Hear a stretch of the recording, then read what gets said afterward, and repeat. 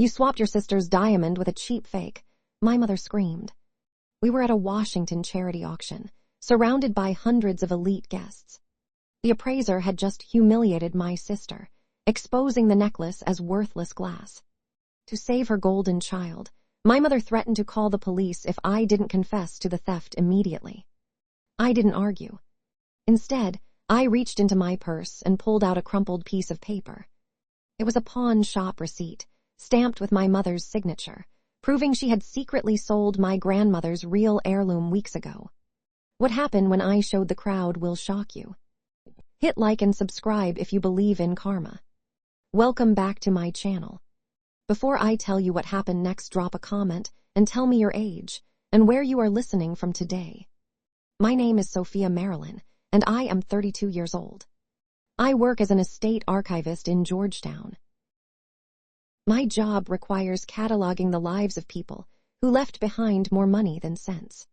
I spend my days sorting through the velvet boxes and safety deposit logs of families who have forgotten how to talk to each other. I know how to authenticate a vintage cut and how to read a faded receipt. I know that people leave a paper trail for every choice they make. 2 years ago, my grandmother died and left me exactly one thing. It was a 1928 Van Cleef and Arpels diamond pendant. She did not leave it to my mother Diane. She did not leave it to my younger sister Chloe. She left the platinum and European cut diamonds to me because she knew I was the only person in our bloodline who would not walk it straight into a pawn shop to pay off a credit card. Diane spent her adult life constructing a facade of established Washington wealth. That image began to fracture when my father packed his bags in 2018. He left her with a brick house in Chevy Chase and a mortgage she could not carry on her own. Chloe became her exit strategy. At 26, Chloe launched a campaign for a local city council seat. She spent her evenings shaking hands with developers, attending galas, and trying to project an air of stability to donors who wrote checks with commas. She needed optics. She needed funding. That is where I made my first error in judgment. 3 weeks before the Heritage Gala, Chloe showed up at my apartment. She did not text beforehand. She sat on my sofa, gripping a mug of coffee, and let tears spill over her mascara. Her campaign was underwater, she said. The gala was her chance to secure the right donors, and wearing a statement piece like the Van Cleef pendant would legitimize her standing in that room. Diane stepped out from the hallway, having driven her.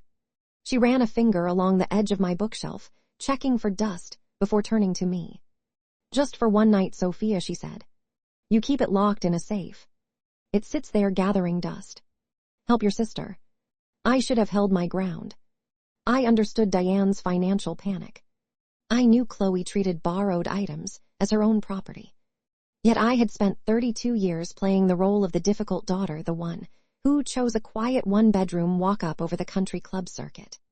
For a brief moment, I wanted to mend the bridge. I wanted the tension in the room to break. I walked to the safe, turned the dial, and handed over the velvet box. It was a lapse in boundaries, a quiet hope that compliance might buy some peace. 2 weeks passed. The consequences of that choice surfaced on a Tuesday. I sat at my desk at the firm examining a set of vintage brooches under a loupe when an email notification popped up on my screen. It was an automated message from my insurance provider. The annual policy rider covering the pendant had been flagged for cancellation due to a transfer of ownership. I picked up the phone and dialed my broker. There has been no transfer, I said. Ms. Marilyn, the broker replied. There was a slight pause in his cadence. We received a notarized bill of sale and a transfer request from your mother, Diane Marilyn. She submitted digital forms and bypassed the security protocols using your social security number and maternal maiden name. The air left the room. My hand tightened around the receiver. The previous winter, my mother had helped me file my taxes when I was overwhelmed with work. I had given her my primary passwords and personal documentation. I had never changed them. That was my second mistake. I left a digital door unlocked. Diane found it, turned the handle, and walked right in. I did not call my mother. Calling people who lie for a living only gives them time to invent a better story. I needed a paper trail, so I went to the bank. I sat in a leather chair across from a branch manager and requested the transfer documents. The manager printed a stack of pages and slid them across the desk. The paperwork showed the pendant had been unlisted from my policy and reappraised by a third-party jeweler in Alexandria. The appraisal was dated 3 days after I handed the velvet box to Diane. I drove to Alexandria on a Tuesday afternoon. The jeweler operated out of a narrow brick building on King Street. A man named Henderson stood behind a glass counter, polishing a silver watch. I introduced myself and provided the insurance claim number. He looked at his records and frowned. I did not buy it, Henderson said, pushing his glasses up his nose. I just appraised it. Your mother told me it was for estate planning. But I can tell you, she asked, for its immediate liquidation value. She wanted to know exactly what a broker would hand her in cash that same day. I asked him where she took it. He did not know.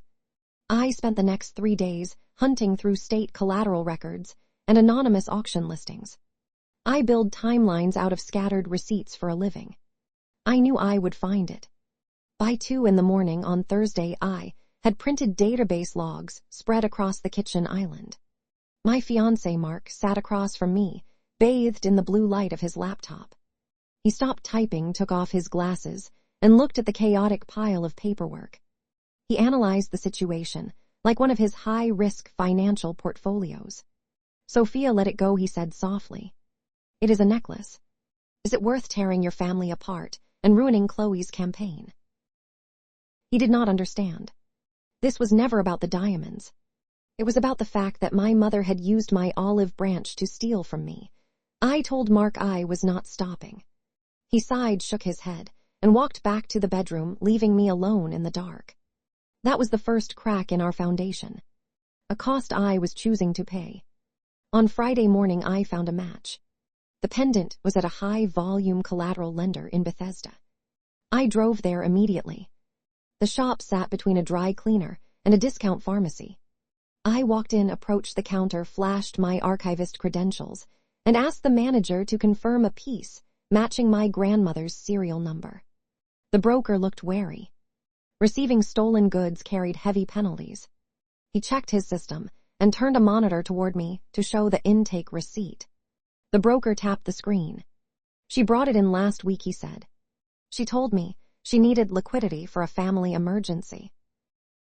Because of anti-money laundering laws, we could not give her cash. She took a certified bank check, directly deposited into a new account. I asked to see the piece. The broker told me it was locked in the vault and could not be retrieved without a police order. I stood in the harsh fluorescent light of the pawn shop, and a cold nausea twisted in my stomach. My hands began to shake, so badly I had to grip the edge of the glass counter to steady myself. It was not just a piece of jewelry. It was the physical proof that my mother had calculated the exact price of my loyalty and cashed it in for $45,000. I swallowed the sharp lump forming in my throat and forced my breathing to slow down. I processed the timeline. My mother had pawned the heirloom last week. The Heritage Gala was tomorrow night. If my mother had sold the real pendant, what was Chloe planning to wear on Saturday? I went to my mother's house that evening. The Chevy Chase property looked immaculate from the street. The lawn was manicured, and the porch lights glowed warm against the brick. The exterior hid the reality of the past due mortgage notices piled on the kitchen counter. My father walked out 4 years ago and took his income with him. He left Diane with a lifestyle she refused to scale back. I used my spare key to open the front door. Diane was in the formal dining room. The air smelled like hot steam and lavender fabric softener. She was running a garment steamer over Chloe's silk evening gown. On the mahogany table sat a familiar velvet jewelry box. I walked over and opened it. Inside rested a pendant that looked exactly like my grandmother's heirloom. The setting was an accurate copy. The chain matched the original weight, but the refraction was entirely dead. I spend my days evaluating precious stones. Real diamonds catch light and throw it back in a sharp prism. This piece caught the light and swallowed it. It was cubic zirconia and glass set in cheap rhodium. My mother must have commissioned a fast replica from a strip mall jeweler to cover her tracks. It looks beautiful, does it not? My mother said. She did not look up from the steamer. Chloe is going to shine tomorrow night. The developers from Arlington are going to be there, and they love a candidate with established roots. It is a fake, Mom, I said quietly. She stopped steaming. The machine hissed in the quiet room. She set the nozzle down and turned to face me. She did not panic. Her face remained still. She looked at me with cold, tired eyes. I do not know what you mean, she replied. You gave it to us.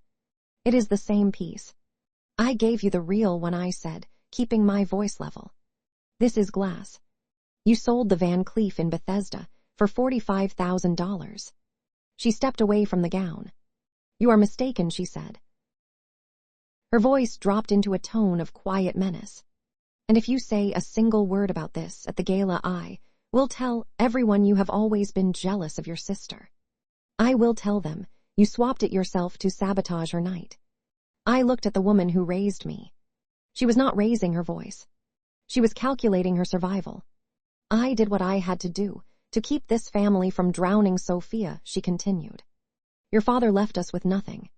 He walked out and left me with a house payment I cannot make and a social circle that drops you the second your bank account dips. Chloe is our only way back. Her campaign is the only future we have. Do not you dare ruin this.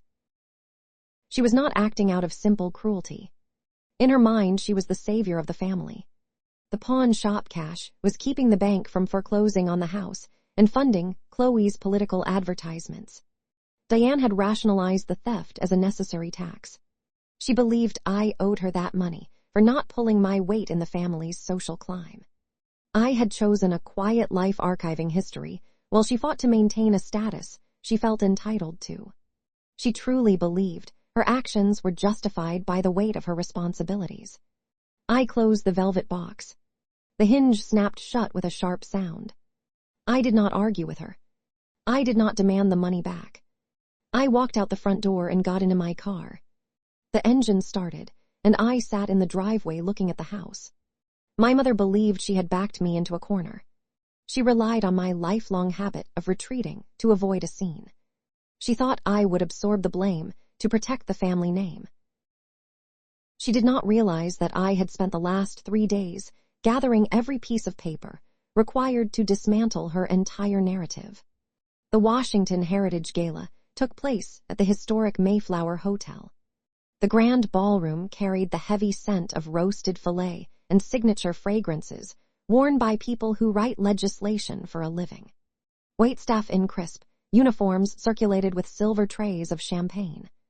I handed my wool coat to the cloakroom attendant and walked inside alone. Mark had stayed behind at our apartment. He told me earlier that afternoon he could not stand by and watch a family self-destruct in formal wear. He calculates risk for a commercial insurance firm, and he deemed this evening an unmitigated loss. I remember standing in our kitchen, watching him set his apartment keys on the counter before walking into the bedroom to pack an overnight bag. His absence was a sharp physical ache in my chest. It was the first real cost of my decision to fight back.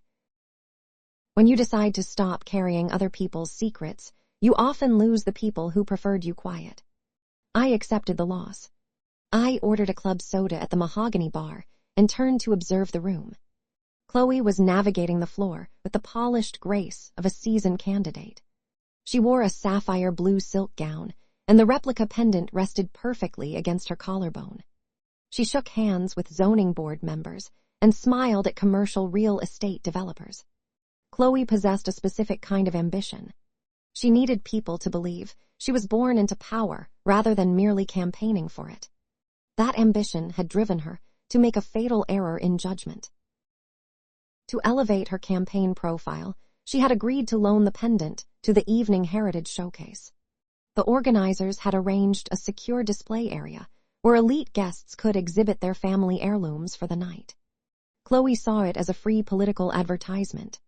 She thought a placard with the Van Cleef name next to hers would secure her place among the district elites. I stood near a marble pillar nursing my drink. I watched Chloe and Diane approach the exhibition curator.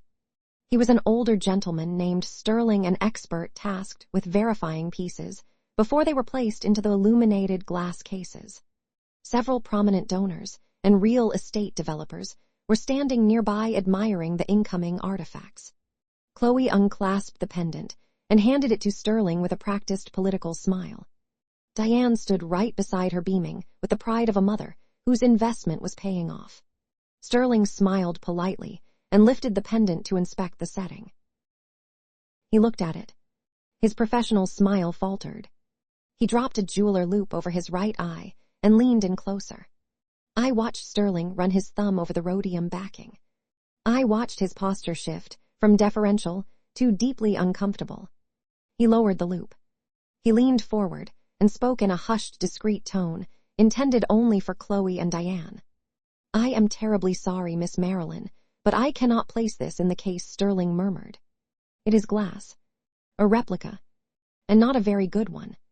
He tried to be quiet, but Diane's reaction ruined his discretion. She gasped loudly, taking a dramatic step back. The sudden noise caused the surrounding donors to stop talking and turn their heads. In an instant, the quiet VIP corner became the absolute center of attention. A ripple of murmurs swept through the room. The sound resembled a sudden draft of wind moving through dry leaves. Chloe lost all color in her face. The politician's smile vanished, replaced by the genuine panic of a 26-year-old woman who had just been exposed in front of her entire donor base. She turned her head and looked directly at our mother. Diane felt the narrative collapsing. Her survival instinct kicked in. A true Washington socialite, she immediately let out a tight, artificial laugh, trying to wave the appraiser away. "It is just a clerical mix-up," she whispered, forcing a strained smile at the staring donors. But her eyes were wild. She scanned the room, searching for a scapegoat, and found me standing by the marble pillar. She marched over to me and grabbed my wrist with bruising force, trying to pull me toward the hallway. "You swapped it," she hissed through clenched teeth, her voice trembling with venom. When I refused to move, her panic finally boiled over. The polite mask shattered completely. She let go of my wrist, stepped back, and pointed a shaking finger at my chest. "You," she screamed. Her voice cut through the whispers, shattering the remaining polite atmosphere. "You swapped your sister's diamond with a cheap fake." The crowd parted instinctively, leaving a wide circle of empty carpet between the bar and the center of the room. A state senator standing near me took 2 steps backward. I was suddenly standing isolated under the chandeliers, with hundreds of pairs of eyes fixed on me. "You lent her the necklace, and you swapped it to humiliate her," Diane yelled, taking quick, aggressive steps toward me. "I will call the police right now if you do not confess to this, Sophia." She was banking on my lifelong habit of shrinking to avoid a scene. For 3 decades, I had absorbed the blame whenever Diane needed to balance the family ledger. She assumed the pressure of a public scandal would force me to lower my head and accept the fault to save the family name. She thought I would protect Chloe's campaign at the expense of my own character. I did not argue. I did not raise my voice or try to match her frantic energy. I walked over to the nearest cocktail table and set my club soda down. The condensation left a small ring on the glass surface. I unclasped my leather purse, reached inside, and pulled out a folded sheet of paper. "You do not need to call the police, Mom," I said. My voice remained steady, carrying across the quiet space. "I already have." I unfolded the receipt and held it up. "This is a pawn ticket from Bethesda Collateral. It is dated 2 weeks ago. The payout was $45,000 via certified bank check." I took a few steps forward, closing the distance between us. I stopped right in front of the appraiser. "It has your signature on it, Mom. You sold Grandma's real pendant to pay your Chevy Chase mortgage, and you bought a replica on Connecticut Avenue to cover your tracks." I handed the crumpled receipt to Sterling. He adjusted his glasses and read the printed text. He looked at the paper, then lifted his gaze to look at Diane. He did not say a word, but his silence was a confirmation for everyone watching. A prominent lobbyist standing near the stage set his drink down and quietly walked toward the exit. "She is lying," Diane gasped. She tried to project indignation, but her voice was hollow. The command had drained out of her posture. Her shoulders slumped. The police are at the pawn shop, right now recovering the stolen property. I continued addressing her directly, so the room could hear the facts. I filed the report this morning, and the insurance fraud investigator has the digital footprint you left when you bypassed my security protocols to cancel my policy rider. You left a paper trail for every choice you made. Chloe let out a sharp sound. It was the ugly, real kind of crying that ruins makeup and strips away political polish. Mom, she sobbed, grabbing Diane's arm. You sold it. Chloe realized in that moment that her mother had not just set me up, but had actively sent her into a room full of powerful people wearing a piece of glass. Diane had sacrificed Chloe's dignity to maintain a financial lie. Diane did not answer her youngest daughter. She looked around the ballroom. She looked at the real estate developers, the lobbyists, the society board members. People were turning away, whispering to each other, pulling their phones out to text their colleagues. She did not look at me. I was no longer the focus of her attention. Diane only saw the doors of Washington high society, closing and locking from the inside. I did not stay for dessert. I did not wait to watch the event coordinators usher my mother toward the service exit. I turned my back to the ballroom and walked out through the main lobby doors. The valet hailed a taxi.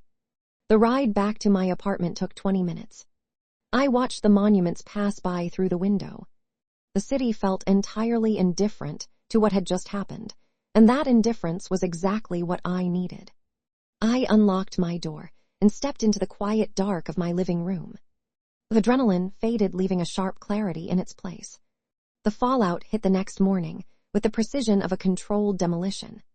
Chloe ran her campaign on a platform of transparency and neighborhood integrity. You cannot run for public office on integrity when your family is publicly exposed for collateral fraud at a high society charity auction. By 9 in the morning, local political blogs had the story. By noon, the Washington Post Metro section ran a digital piece outlining the Heritage Gala incident. Her campaign manager resigned via press release before lunch. The commercial real estate developers from Arlington, the very people she tried to impress, withdrew their endorsements and canceled their checks. By Tuesday, her campaign office on K Street had paper covering the windows and a closed sign on the door. Chloe left me a voicemail at 3 in the afternoon. Her voice lacked its usual polish. She sounded like a 26-year-old who had just watched her entire future evaporate. She asked how I could do this to her. She asked how I could ruin her life over a piece of jewelry. She never asked why her mother handed her a piece of glass. She never apologized for participating in the lie. I deleted the message. I did not call back. I realized that Chloe would always view herself as the victim because Diane had raised her to believe accountability belonged to other people. My mother faced a different kind of reckoning. I chose not to press criminal charges for the theft. That was a legal boundary I decided to respect for my own peace of mind. I wanted justice, not a spectacle. However, the commercial insurance provider possessed no such loyalty. They pursued her for the fraudulent appraisal fees and the unlawful policy cancellation under civil recovery statutes. Insurance fraud carries severe financial penalties. Diane received a demand letter giving her 30 days to make the company whole or face a referral to the federal prosecutor.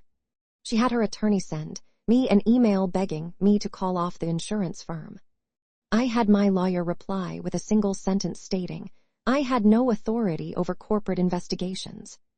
Diane had no liquid assets left. The Chevy Chase house, the brick colonial she had used as her primary source of leverage and social identity, went on the market. It sold in a short sale 45 days later to a young couple from Bethesda. I drove by the property once while running an errand. I saw movers carrying out the mahogany dining table where she had steamed the silk gown.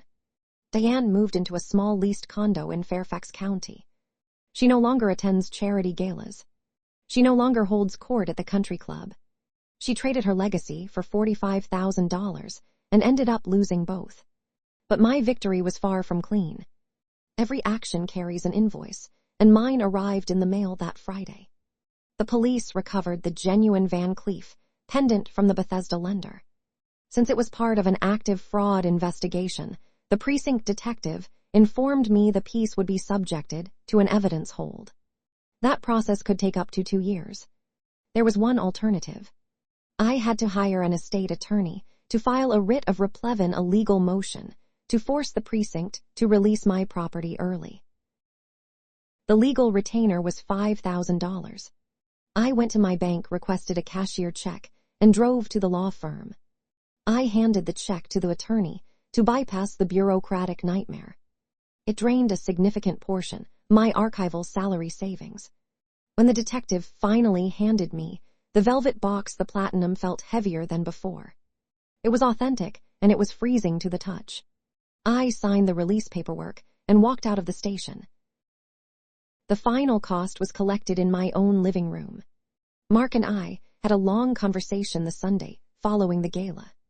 He sat on the sofa where Chloe had cried 3 weeks earlier. Mark makes his living evaluating risk for commercial entities. He looks for liabilities and calculates potential damage. He looked at me and stated he could not handle the toxicity of my family dynamics. He said the drama was too volatile and he needed a predictable life. I looked at the man I had planned to marry. I told him my family dynamics were no longer a problem because I no longer had a family. He did not understand the distinction. He asked me if I felt satisfied now that I had ruined them. I told him I did not ruin anyone. They made choices, and the universe simply delivered the receipt.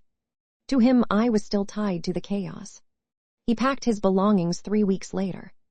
I watched him carry his boxes down the stairwell. He left his apartment key on the kitchen counter, right next to where the replica pendant had once been. I sit in my apartment now. The winter wind rattles the window panes, and the old radiator still clanks at 4 in the morning. I am alone.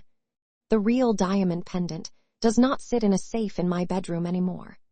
It sits inside a steel safety deposit box at a bank downtown, secured behind 2 locked doors. It is a stunning piece of history. It is a flawless European-cut diamond.